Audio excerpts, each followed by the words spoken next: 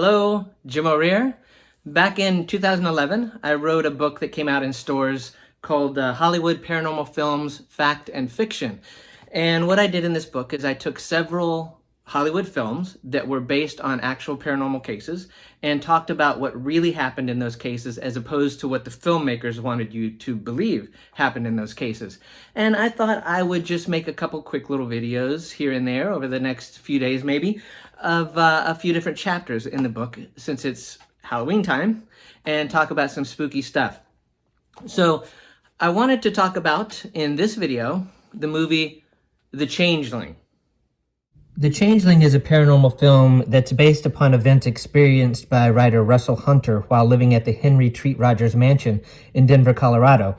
And with most films based on true stories, it does stray from the facts a little bit, but since Russell Hunter is also the screenwriter, writing from his own experiences at the Haunted Mansion, the film really follows the true life case pretty closely. George C. Scott stars as Dr. John Russell, which is kind of a nod to Russell Hunter, who the story is about. And Russell Hunter was in reality a playwright. Well, George C. Scott plays him as a composer who's living in New York City and moves across country to Washington State following the deaths of his wife and daughter in a traffic accident. And while in Seattle, Russell rents this old Victorian mansion and, uses it to kind of get away and try and put his life back together. But once he settles in, he finds out that he's not quite alone in the historic house.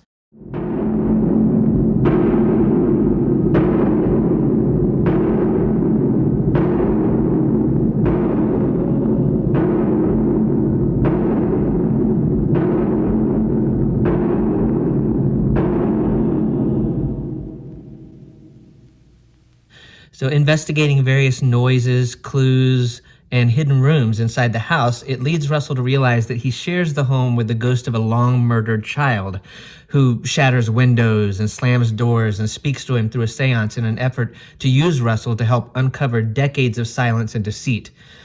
Further investigation guides Russell to find that the mystery is linked to a powerful local family, the heir of whom is a wealthy United States senator.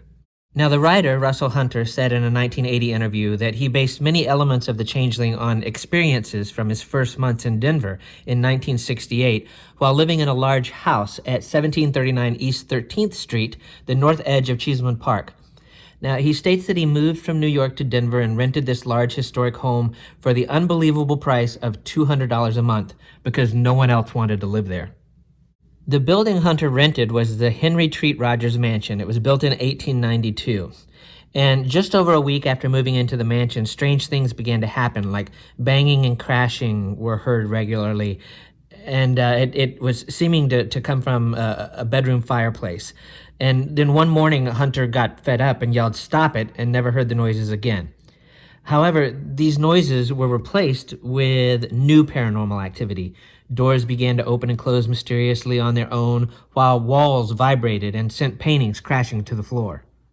While at a social gathering, Hunter was approached by an unknown man who informed him that the house had a third floor, which could be accessed through a secret stairway concealed in the back of a second-floor closet. So Hunter immediately went to break open that back closet wall, which did indeed reveal a narrow stairway covered in a thick layer of dust and cobwebs that led up to the attic. Upon entering the attic, Hunter found a child's trunk that contained the diary of a 9-year-old boy whose family had hidden him in the attic because they were ashamed he had been born a cripple. Now, the journal mentioned that the boy's favorite toy had been a red rubber ball, a ball that was repeatedly seen rolling across the floor throughout the house. According to Hunter, the ball was seen by more than 30 people who had come to visit him on various occasions.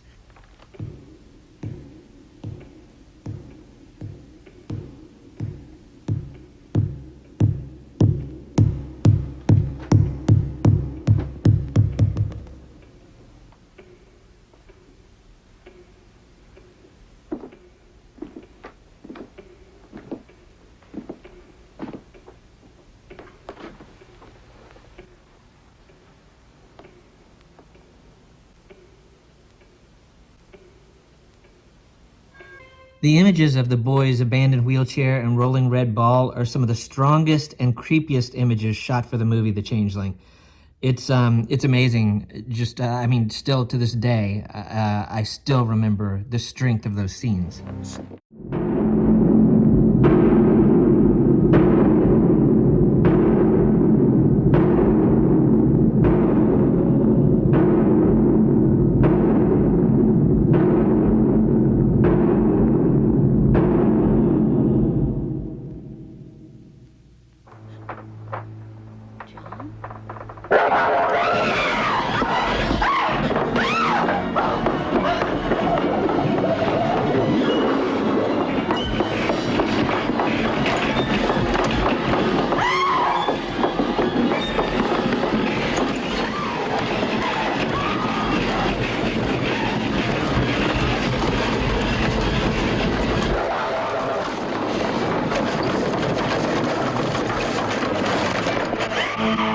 So Hunter was told by friends that he should bring in a medium to conduct a seance in order to try and contact the unseen entity that roamed in the house.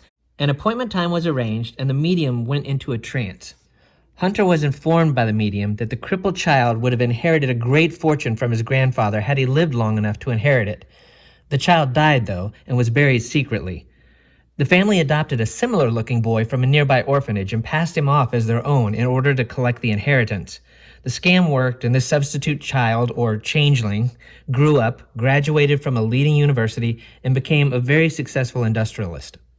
The spirit of the crippled boy, however, wouldn't rest, according to Hunter. The medium, speaking as the child, informed Hunter that his body had been buried 7 feet under the closet sill of a bedroom in a different house in South Denver. They would know it was him because they would find a gold medal with his name and birth date inscribed on it. In addition, the medium said that the spirit threatened harm to the children of the house where he was buried if the owners of the house would not give permission for the search. After a couple of unspecified warning incidents affecting the children, the owners of the house granted permission for the excavation under their bedroom floor, and the gold medal was actually found.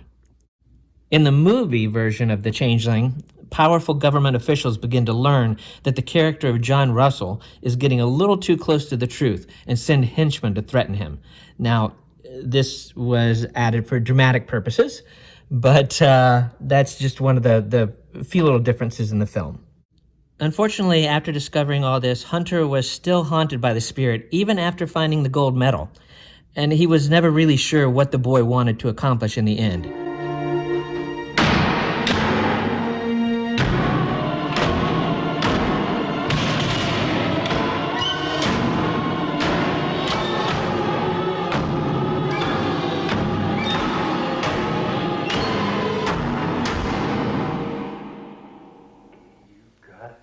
Son of a bitch. What is it you want? What do you want from me? Disturbances at the Henry Treat Rogers mansion continued, including the explosion of some glass doors that blew up as Hunter approached them, which threw projectiles of glass shards that actually severed one of Hunter's arteries. Eventually, Hunter was driven out of the house. In the movie, the house is set on fire and burns to the ground. However, it was actually in reality in the 70s, the mansion was demolished on an order. And the last creepy thing happened that during that demolishment, the walls of the bedroom exploded and crushed the man that was operating the bulldozer. Not covered in the movie is what happened to Hunter after he left the house. Hunter moved into a different house on Kearney Street, but the entity followed him there and continued the pranks and disturbances. So Hunter called upon a priest from Denver's Episcopal Church to perform an exorcism. And the priest admitted that he did seem to have a problem and that he did perform the rites of exorcism in the second house. And apparently those rites worked, and no more was heard from Hunter regarding the hauntings after that. So that's The Changeling. It is one of my all-time favorite ghost films. It's super, super creepy. Great viewing for the Halloween season. And the movie actually follows the real true-life case very closely since it was written by the same guy that the experiences actually happened to. So if you haven't seen it, go stream it, rent it, whatever. Check it out. It's a lot of fun. So I want to thank you for watching this video. If you enjoyed it, please subscribe to the channel. Just hit the subscribe button and join us next time for more fun. Thanks.